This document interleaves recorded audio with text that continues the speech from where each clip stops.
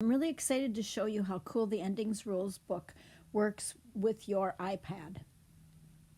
So once you've got your digital download loaded up to your iPad, you can keep it in the reading section and you just pull it up, open up the page that you're on. This particular student and I have previously worked on the doubling rule. We made our way through the E rule and now we're on the Y rule. So I'll check out what the directions are, what the instructions are, what it is that I'm going to be saying to my student ahead of time before the student gets there. So I look it over and the student arrives and I pull up the introduction worksheet. So I tell my student that we're going to be working on the iPad and we're going to get the pen ready for them. So we get everything ready to go. And we tell the student the word ends in Y. So the student says, yes, it does, and circles that. The suffix starts with a letter other than I. So they check it out. ED, yep. Yes, it does.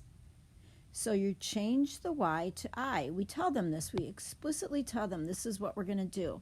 So we tell them to write the word and say the word. So they write tried. They do it again. Base word is study. The word ends in a Y, yes. The suffix starts with a letter other than I. It's ED again, so yes, it does. We change the Y to I, and they do yes. So now we write studied. Now, depending on how easy your student takes to this, you might just do a couple, or you might just go all the way through with it. When you feel like they've got a good handle on that, you clear your pen out, tap your page, and move to the next one. So now we've got a worksheet. So we're going to pull our pen up again, tap the pen, and now we're going to be asking the student. So we're going to ask the student, does the word end in Y? So they look at the word spy. Yes, it does. Does the suffix start with an I? ED. Nope, it does not. Do you change the Y to I? Yes, I do. So write the word, say the word. Spied. Alrighty. So you have the student go through these, as many as you think that they need, as comfortable as what they are.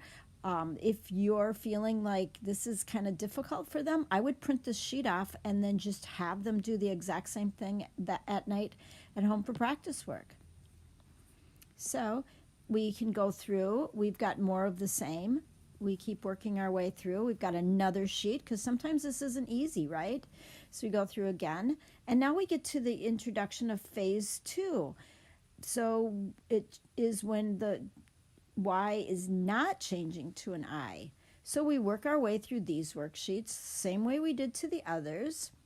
But the difference is that when we get to the end here, we now have a cumulative.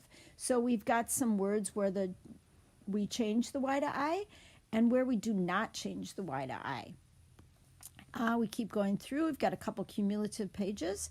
We introduce something else, and we go so on and so on. Eventually, we'll run into some word lists that the kids can read, but there's plenty of worksheets to keep them busy. So here's a word list. You can print that off, have them read through, practice dividing, reading the words. Now, the same thing happens with the doubling rule, the E rule, and the 2-syllable doubling rule is all included on these worksheets.